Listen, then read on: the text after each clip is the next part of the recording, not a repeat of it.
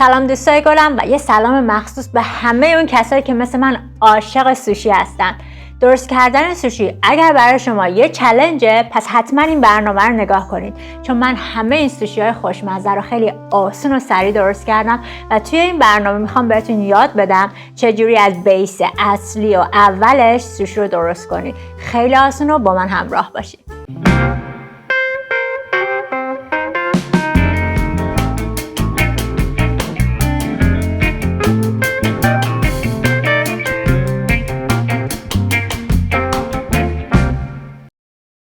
قبل از اینکه بریم این سوشی خوشمزه رو درست کنیم، یه تاریخچه کوتاه از سوشی بهتون بگم. این سوشی مدرنی که الان داریم میخوریم توسط آقای هانایا یوهی توی ژاپن توی سال 1824 در واقع اختراع شد. اومد یه تیکه از ماهی خام و روی یه برنجی که با سرکه تمدارش کرده بود گذاشت و اولین سوشی مدرنی که الان ما داریم تیست میکنیم و این آقا ابداع کرد.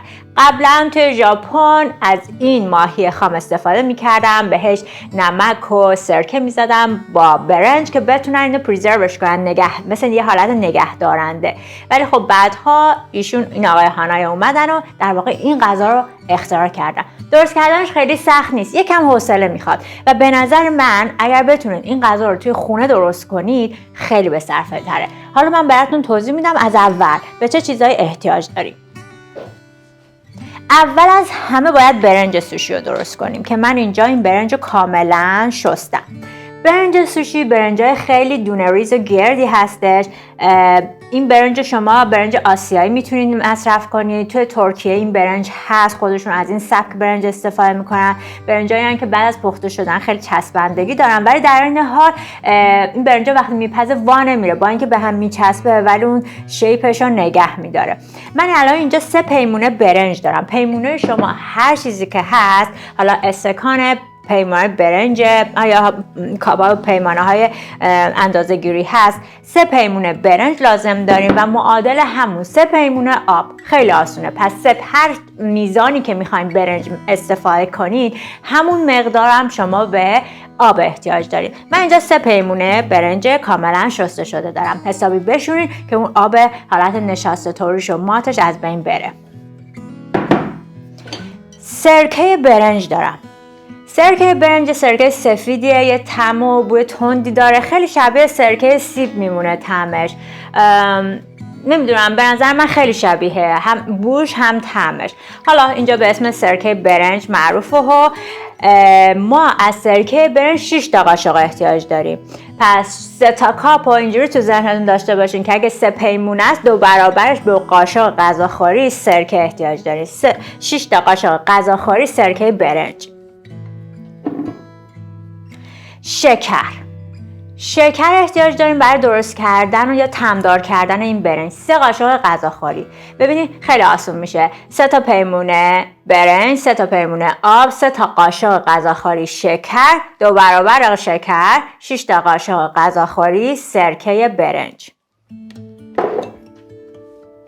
نمک احتیاج داریم، نصف قاشق چای خوری. نمک خیلی توی این غذا اصلا مصرف نمیشه، فقط برای اینکه یه تیست خیلی کمی با سرکه و شکر کامبینیشنش داشته باشه استفاده میکنیم، چون این غذا با سس سویا خورده میشه و سس سویا خودش خیلی سالتی و نمکی هستش. خب اینا موادی بودش که ما برای درست کردن برنج احتیاج داریم و من اول میخوام برنج رو درست کنم. برای داخل سوشی حالا هر کسی بر اساس ذائقه‌ای که داره متریال و مواد مختلف استفاده میکنه. یکی از خوشمزه ترین به نظر متریالی که میشه استفاده کرد ماهی سمون هست که به صورت تازه من اینجا دارمش، فرشه. وقتی میخوایم بریم ماهی سمون رو خریداری کنید حتما تاکید کنین که برای درست کردن سوشی میخواین و میخواین خام ازش استفاده کنین که یه موقعی مونده نباشه، حتما تازه باشه، بو کنین بویی نداشته باشه. میتونیم از گوشت کرب یا همون خرچنگ استفاده کنید. میتونید از ماهی‌های اینا فینگر فیش هستن، مثل ماهی‌های سوخاری میمونه، مثلا ناگت میمونه سوخاری شده، میتونید خودتون هم تو خونه درست کنید و به صورت پخته سرخ شده ازش استفاده کنید که خب یه سری از سوشی‌ها داخلش متریال داخلش سرخ شده است یا پخته است، به صورت خام نیست، بعضی خام دوست ندارن. حالا من اینجا از ماهی سرخ شدم استفاده میکنم. برای سبزیجاتی که داخلش هست خیار هویج، آووکادو، منگو، تروب و برای حالا اون دیزاینی که روش هست کنجد، سیادونه، دونه های خشخاش و برای سسایی که توش استفاده میکنین ماینوز تند هستش. من سس باربیکیو دارم و حتما پنیر خامه‌ای. من این پنیر خامه‌ای رو ریختم تو این کیسه‌ها که یکم راحت‌تر بتونم باشون کار کنم و مایونز. شما از این متریال میتونید داخلش برای فلیور دادن و طعم دادن به این سوشی‌ها استفاده کنید. و مهمتر از همه این برگای نوری هستش. اینا یه سری در واقع جلبک های خوراکی هست که خوش شده به صورت ورقه. به چند مدل توی مارکت هست. این مدل گلدش هست که میگن بهترین کیفیتشو داره. 10 تا دونه معمولا تو هر کدوم این پاکت ها هستش. اینجور بگرتون بعد بگم که هر کدوم از این ورقا اگه بعضی نصف اینا بیشتر رستوران ها از نصف این ورقا استفاده میکنن، برای همین رولای خیلی نازکیه. اگر بخواید از کلش استفاده کنید رولاتون کاتاش بزرگتر میشه. هر کدومش به شما 8 تا دونه پیس به شما سوشی میده. پس این 10 تا دونه رو به شما 80 تا میتونه سوشی بده. خب حالا من اول میرم که برنجم رو درست کنم، چون برنج خیلی سریع آماده میشه، 20 دقیقه حاضره و بعد متریال دیگه‌مون رو حاضر میکنیم.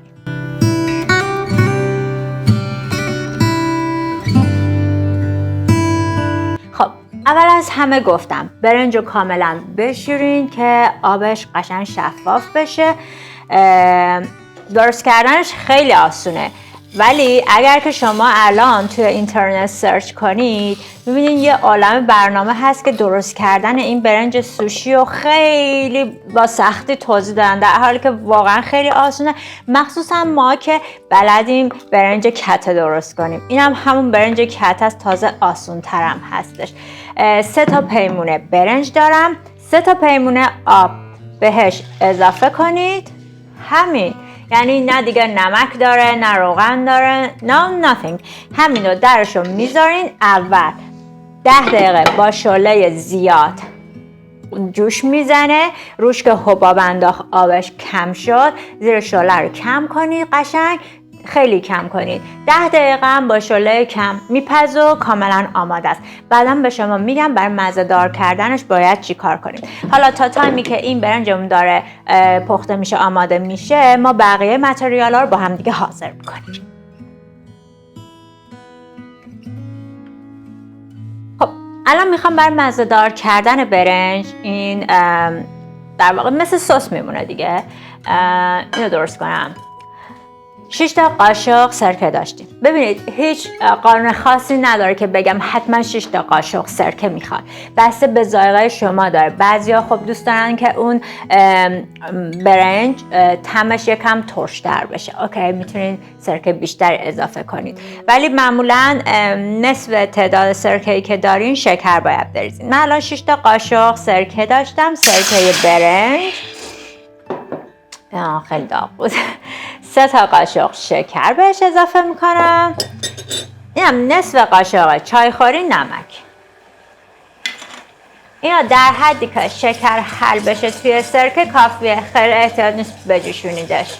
همین. اینو حل میکنید میذارین کنار که خنک بشه.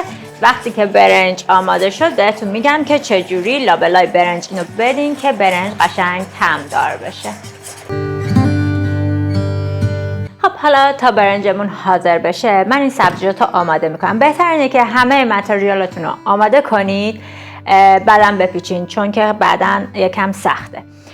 باید ما خیارای هویجایی که داریم و به صورت اینجوری ریش ریش خورد کنیم. میتونید خودتون با چاقو این کار بکنید. حالا من از این چیزا دستگاه استفاده میکنم که به صورت رشته‌ای در میاره و همه رو آماده میکنم و میذارم کنار.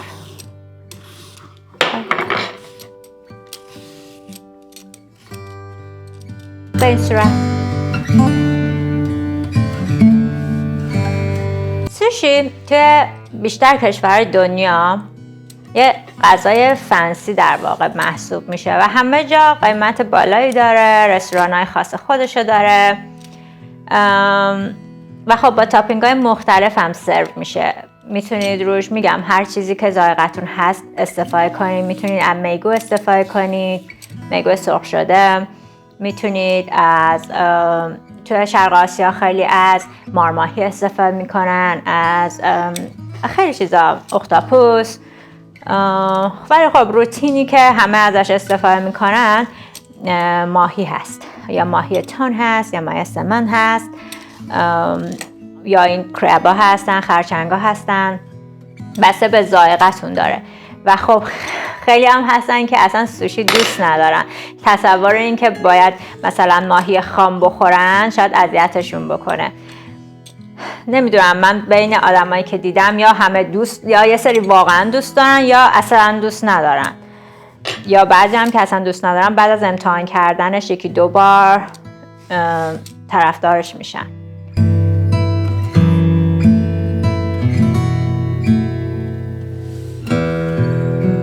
برای خب بستن و پیچیدن سوشی واقعا آسونه. یه چیز خیلی ساده ایه که حالا الان به شما یاد میدم. درست کردن برنجش که دیدین واقعا آسونه میگم، ولی اگر همین الان شما یه سرچی کنین مثلا توی یوتیوب میبینین که یا عالم برنامه هست که چقدر با دقت و با انگار یه چیز خیلی مهمی مثلا میخوان درست کنن در موردش توضیح دادن، وگرنه خیلی چیز آسونیه. بستنش هم آسونه، سخت نیست، خیلی آسونه. اونم الان به شما نشون میدم. ولی وقتی میخوایم پرزنت کنین، به نظرم پرزنت کردن سوشی از همه مهمتره. اینکه چجوری دکورش کنین، دیزاینش کنین. میگم سوشی از اون غذاهاییه که پرزنت کردنش شاید خیلی مهمتر باشه از بقیه مواردش.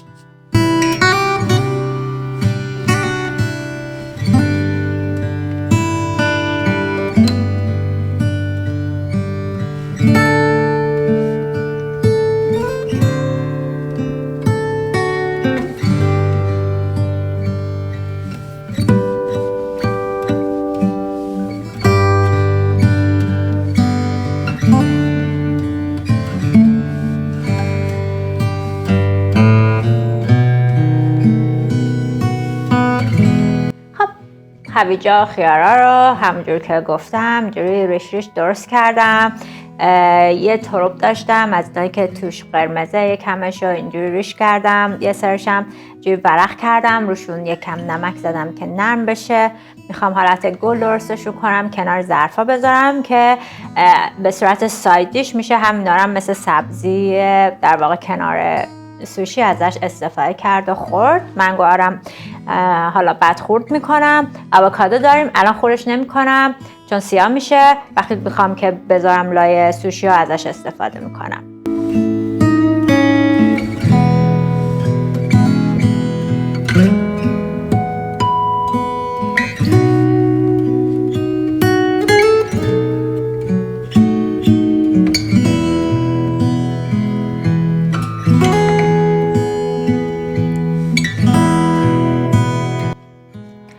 خب 2 تا 10 دقیقه در واقع برنجمون دم کشید.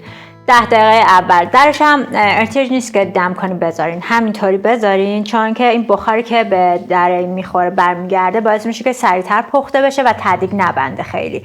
10 دقیقه همون میزان آبی که گفتم گذاشتیم، جوش اومد، آبش که تبخیر شد زیرش کم کم کردم و این الان پخته و تدیگم نبسته. این خیلی مهمه اگر که به تایمینگش و میزانش نگاه کنین. حالا اگر هم یکم که تدیگ بس بازم اشکالی نداره. یه ظرفی داشته باشین گود و این برنج رو بهش منتقل کنید.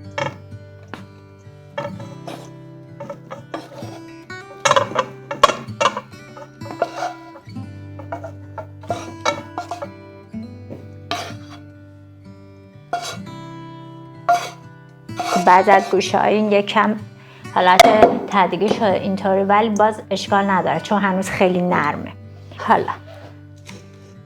حالا تایمیه که ما باید سرکه و شکر رو بهش اضافه کنیم. خیلی کم کم این کار بکنید. یکم بهش سرکه رو بزنید با شکر، با یه کفگیر چوبی یا هر چیزی که دارین به این صورت شروع کنید دورانی هم زدن. ما نمیخوایم که برنجا له بشن، برای همین به این صورت هم بزنید که این سرکه و شکر کاملا به خوردش بره.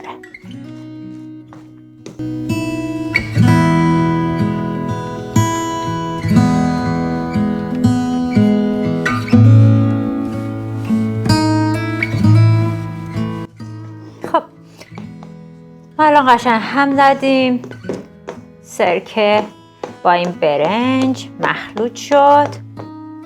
تیستش کنید، اگر تیستش رو دوست داشتین، مثلا بعضیا دوست دارن که ترش‌تر بشن، میتونید دوباره سرکه رو یک کوچیک گرم کنید بهش اضافه کنید. بعضیا دوست دارن شیرین‌تر باشه، خب یکم شکر اضافه کنید، حل کنید توی سرکه خیلی کم بهش اضافه کنید. ولی این مقداری که به شما گفتم میذارن استانداردی هستش که توی برنجای سوشی استفاده میشه. حالا قبل از اینکه من اینو بپیچم، این یه کوچیک باید خنک بشه، چون وقتی برنج داغ باشه روی این ورقای نوری وقتی قرار میگیره اون شرینک میشه، جمع میکنه خودشو. برای پیچیدن سوشی شما به یه حصیر نازک به این صورت احتیاج دارین. چوبای خیلی نازک کنار هم دیگه است.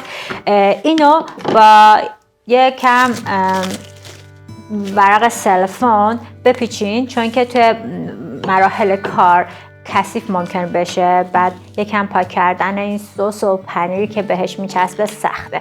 من همیشه اینو رپش میکنم و خب خیلی راحت تره برام. بعدش فقط رپش رو باز میکنم و میندازم میرو. این حصیر چوبیم همیشه تمیزه.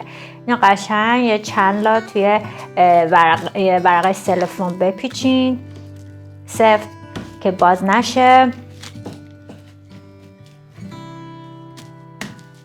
به این صورت. و خب دیگه خیلی آسون میتونین ازش استفاده کنین.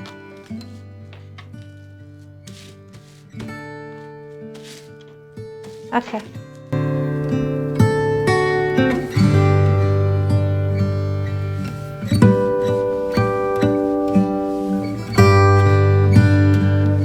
خب من برای روی این تاپینگ هایی که روی این سوشی ها میخوام درست کنم، یکی دو تا میخوام در واقع تاپینگ درست کنم. یکیشو با سمان درست میکنم. میخوام والکانو تاپینگ درست کنم. والکانو در واقع به نوعی از دکوریشن سوشی میگن که روش قرار میدن روی سوشی ها و انگار که مثلا این سوشی داره منفجر میشه مثل والکانو. سوشی ها دو نوع پیچیدن داره، ماکی، اورا ماکی. ماکی طوری هستش که اون ورق نوری که دارین مواد رو توی خودش رپ میکنه و اون سیاهی یا تیرگی اون ورق سوشی رو هستش. اورا ماکی برعکسشه. این سیفودی که داریم، برگه جلبک نوری که داریم داخل قرار میگیره، برنج خارجش قرار میگیره. حالا به اسامی مختلف شناخته میشن اینایی که توش حالا فیلینگ های مختلف میذارن. نمیدونم کالیفرنیا رول هست، فیلادلفیا رول هست. هر کشور برای خودش یه تاپینگی داره، یه فیلینگی داره و اسامی مختلف براش گذاشتن. بعضیا با تونافیشه، ولی من خودم اونجوری که دوست دارم و به ذائقم هست درست میکنم. به دستور که توی مثلا نوشته شده خیلی دقت نمی کنم، خیلی توجه نمی کنم، چون بعضی وقت مثلا من دوست دارم که تو ماجوریتی سوشی هایی که درست میکنم حتما پنیر باشه. خب بعضی هاشون پنیر نداره ولی من خودم چون خیلی دوست دارم حتما اینا رو اضافه میکنم. خیلی قانون خاصی نداره به نظر من. شما هم توجه نکنید، اونجوری که دوست دارین و تیستتون هست میتونید امتحانش کنید.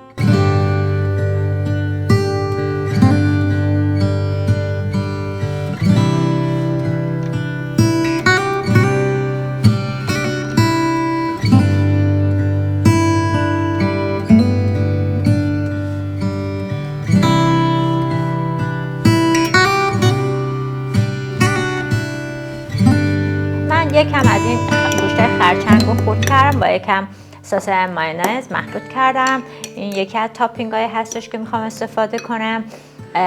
یکم هم ماهی سمان رو خرد کردم با سس مایونز تند، اینو مخلوطش میکنم و اینم یکی از تاپینگ هایی هستش که میخوام مصرفش کنم حتما.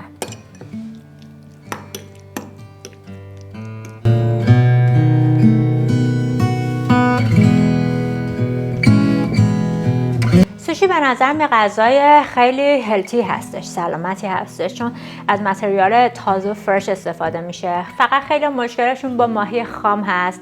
اگه دوست دارین میتونید استفاده نکنید، میتونید ماهی زمان تازه بگیرین، فریزش کنین. اگه فکر میکنین ممکنه توش مثلا باکتری چیزی داشته باشه، اونطوری از بین میره. بعدن که دوباره از فریزر در بیارین و بذارین از یخ وابره، میتونید از اون موقع ازش استفاده کنین، یا نه مثل من الان مثلا یه سری رو سرخ کردم به صورت پخته استفاده کنید.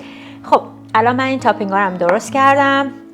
میریم که برنجمونم خنک شده. اصل کار که رپینگش و پیچیدن و رول کردنشه رو بهتون یاد بدم.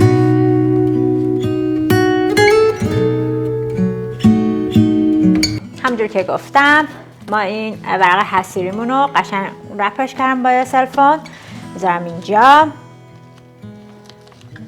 ورق نوری به این شکل هستش. اگر بخوایم با سایز کوچیک درست کنید و رولاتون کوچیک‌تر باشه، وسط میتونید نصفش کنید یا اینکه مثل من درست استفاده کنید.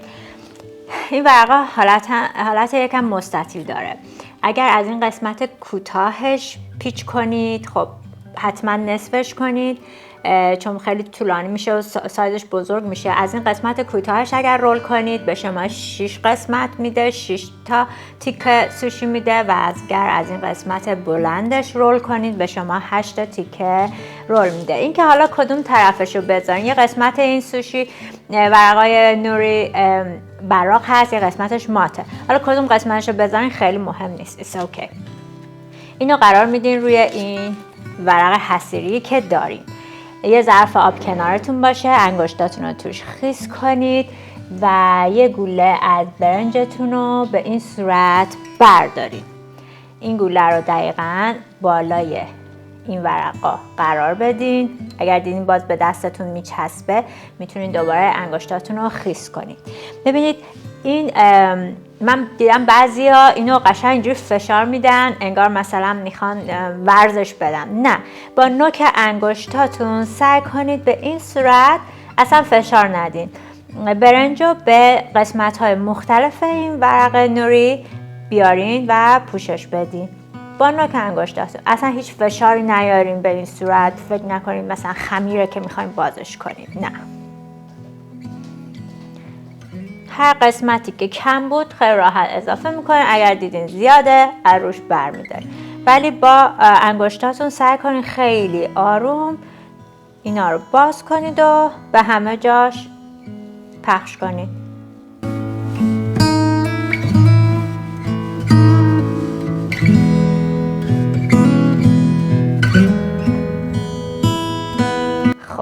من قسمت پایین اینو خالی میذارم چون وقتی رولش میکنم بتونه قشنگ دور این سوشی منو رولشو بگیره و کاور کنه.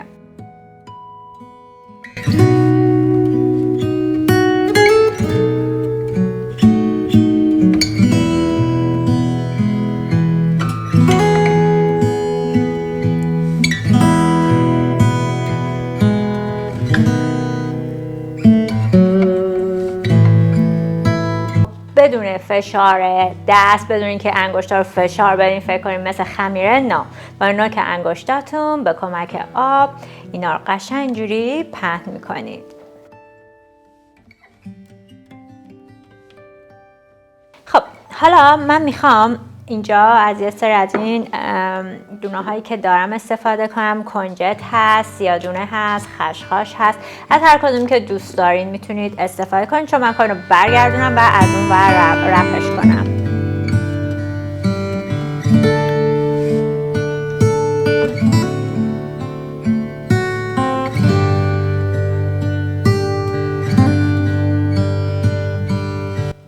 یکی از سوشی رولایی که من خیلی دوست دارم دینامیته اسمش، چون همه چی توشه. من خیلی اونو دوست دارم. بیشتر چیزایی هم که خودم درست میکنم یه سری تغییرات رو توش میدم. شما هم خیلی سخت نگیرین، هر جوری که دوست دارین و تیست بیشتری که دوست دارین، پنیر دوست دارین پنیر بذارین، هر چیزی که دوست دارین رو توش اضافه کنین و رپش کنین.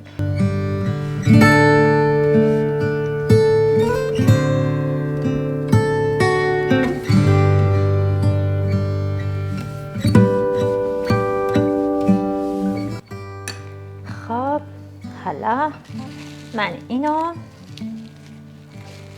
برمیگردونم به این صورت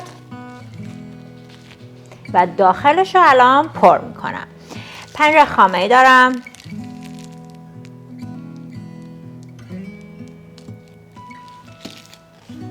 از یکم هویج استفاده میکنم، یکم هم خیار،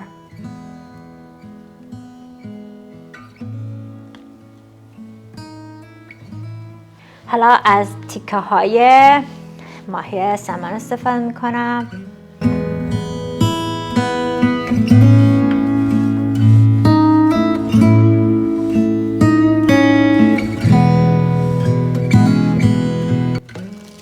من دوست دارم یکم مایونز تندم بهش اضافه کنم، تیستش خیلی خوب میکنه. شاید دو سه تا تیکه هم آووکادو. دینامیت رول من این شکلیه، از همه طعما توش اضافه میکنم. خب حالا ما اینا رو اضافه کردیم. با کمک اون ورق حصیری که دارین خیلی راحت اینو به این صورت میارین روی این متریال. ببینین خیلی راحت این رول میشه. اوکی؟ متریالتون مواد رو بکشین داخل، همینجوری سفت محکم بپیچین که رول وا نره. به این صورت رولش میکنید و از زیر این در میارین. خیلی آسون و ساده. میتونین قشنگ سفتش کنید به این صورت. من اول این رولا رو همه رو آماده میکنم با چیزایی که دارم و بعداً واسه تاپینگش و تزیینش از چیزایی که موادی که دارم استفاده میکنم. برای همین با یه سلفون اول من اینو میپوشونم، همینجور میذارمش کنار روی این صفحه‌ای که زیرش یخ گذاشتم استراحت کنه تا بعداً بتونم روش دیزاین کنم و تاپینگ‌های دیگر بزنم.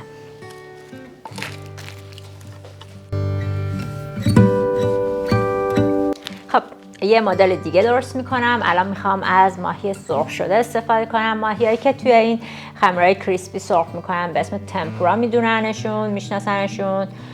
میتونن میگو استفاده کنید، از ماهی استفاده کنید، هر چیزی که به تیست و ذائقه‌تون هستش. خب من یه بار دیگه اینو برای شما میپیچم که دقت کنید. خیلی آسونه. مطمئنم وقتی که سوشی رو یاد بگیرین تو خونه، یعنی چیز ساده‌ایه، یاد گرفتن خاصی نداره، یکم تمرین میخواد، ولی اگه یکی دو بار توی خونه درست کنین مطمئنم که همیشه توی خونه تهیه میکنین. چون سوشی که تو خونه درست میشه به نظر من تیستش هم بهتره هم سالمتره و خب خیلی به نظرم به صرفه تره. شما با این موادی که الان من دارم درست میکنم شاید قیمتش از لحاظ قیمتی بگم حدوداً 1/4 یا 1/5 قیمت سوشی میشه که بیرون میخواین تهیه کنید و ازش مثلا استفاده کنید. حالا درسته که اون امبینس رستوران‌های ژاپنی یا شرق آسیایی یا حالا هوای خاص خودش رو داره که بعضیا دوست دارن خب توی محیط سوشی بخورن، ولی خب اگه واقعاً مثل من سوشی لاور هستین، عاشق سوشی هستین، خب ترجیح میدم که من خودم تو خونه درست کنم. خب برنج رو گذاشتم، یکم کنجد،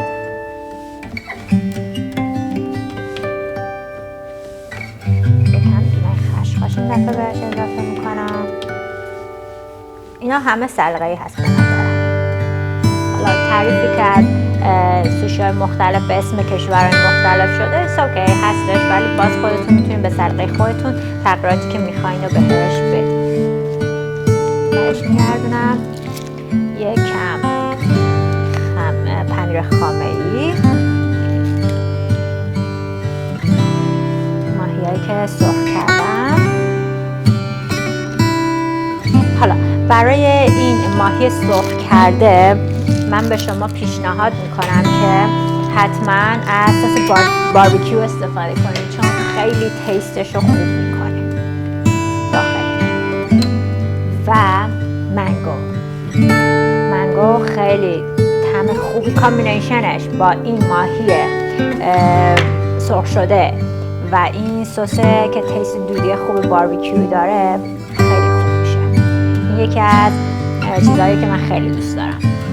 و همونجور که گفتم ببینید اینو به اینجور صورت حالش میدیم به سمت جلو، بالاشو میگیریم به داخل فشار میدین، همینجور که کم کم رول میکنید این بالا رو میکشین که رولتون قشنگ به هم بچسبه. به این صورت خیلی آسونه، خیلی آسونه و به نظرم خیلی جذابه، مخصوصا اون قسمت دکوریشنش که واقعا قسمت جذاب و خوبیه. خب من با مابقی متریالم و الان میخوام خرچنگ بذارم، همینا رو میذارم دیگه، حرف نمیزنم، کامera داره اینا رو ریکورد میکنه و تا بعد برسم به دکوریشنش.